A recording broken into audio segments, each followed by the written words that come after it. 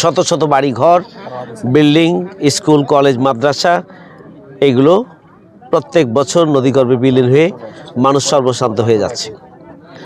আপনারা লড়াই সংগ্রাম করে আল্লাহর মেহেরবানিতে আপনারা এখনও টিকে আছেন। এই ইউনিয়নের নদীর এপারে যে সমস্ত ইউনিয়ন রয়েছে, ইউনিয়নগুলোতে দেখা যায় যে চিকিৎসার জন্য একটা নৌকা ভাড়া করতে যে পরিমাণ টাকা লাগে, আবার পাওয়ার জন্য যে ধরনের ব্যস্ততা, যে ধরনের কষ্ট হয়, আবার এটা তাৎক্ষণিকভাবে মাঝি সহ এটাকে সাথে সাথে কোনো ব্যক্তিকে অসুস্থ হলে তাকে নিয়ে যাওয়ার জন্য এটা অনেক জটিলতা। স্বাস্থ্যসেবার দিক থেকে তো আসলে সবচেয়ে বেশি ক্ষতিগ্রস্ত আপনারা।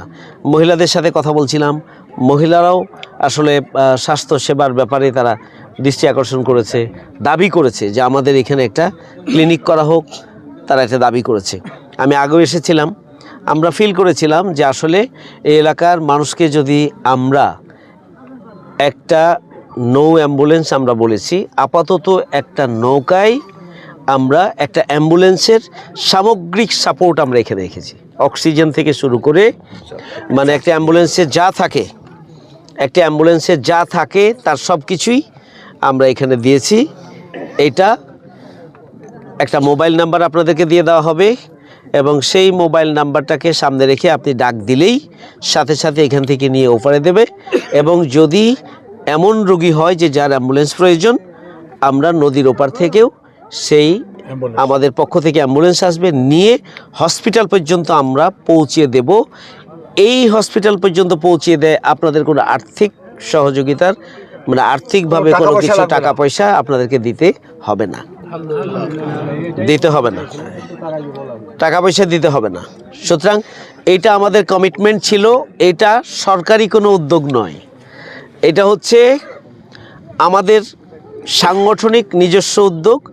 আমরা চেষ্টা করেছি যে আপনাদের পাশে কিভাবে থামানো যায়। আল্লাহ যতদিন তৌফিক দিবে আমরা ইনশাল্লাহ এভাবে এই সার্ভিসটা দেব এবং এই সার্ভিসটাকে আরও সমৃদ্ধ করার জন্য ভবিষ্যতে আমরা উদ্যোগ নিব।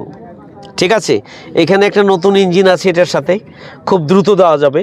আমরা আরেকটু বড় নৌকার চিন্তা করছিলাম, কিন্তু আমরা যেহেতু এখানে রোগী যাতায়াতের বিষয়টাই মুখ্য এবং এখানে তার অ্যাটেন্ডেন্স একজন বা দুইজন থাকবে, সুতরাং দ্রুততম সময়ে যাওয়ার জন্য আমরা বড় নৌকার আয়োজন করি নাই।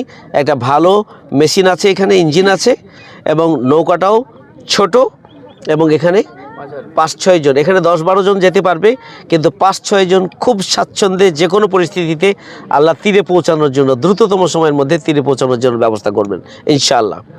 সেই ব্যবস্থা আমরা রেখেছি।